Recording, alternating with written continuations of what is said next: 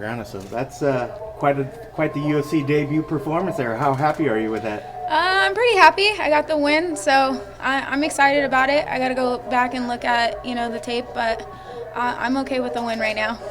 It looks like you were really set out there to try to control the pace. You weren't going to settle and let her bring the fight to you. What was the game plan coming in for her? I wanted to finish her. Ideally, I wanted to go in there and get the finish, but she is a tough girl. I didn't underestimate her at all. I knew that she was going to bring a fight, but I'm okay with the unanimous decision for tonight.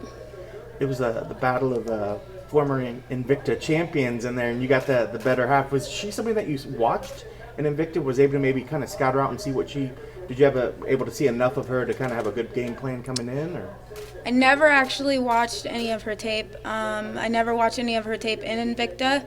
I actually don't watch any tape or film on my opponents. I let my coaches do all the filming, and I just go out there and have fun and do what I do. Very nice. Yeah.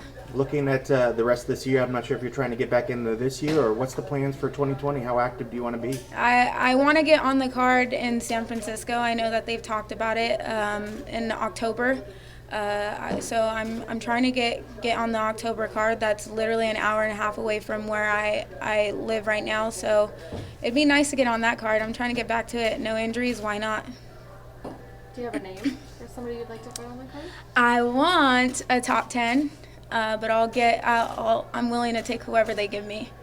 Yeah, I'm not picky at this point. Looked like you were going to call a name. It looks like there was somebody on the tongue. You can say it here. It's okay. It's okay. We'll wait for another day.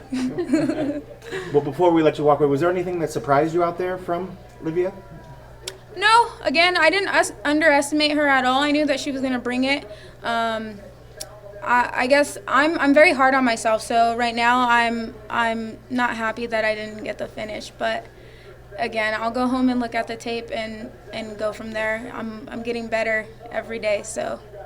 It's funny because you mentioned that a couple people online were talking about there was a point where you picked her up, and they thought you were going to try to slam her, but it looked like she was getting a little sneaky, a little move in there as well. Yeah. Talk a little bit about that. Was there a point did you think you were going to try to slam her, or did you realize that would have been a bad decision? Yeah, I had no intentions on slamming her at all.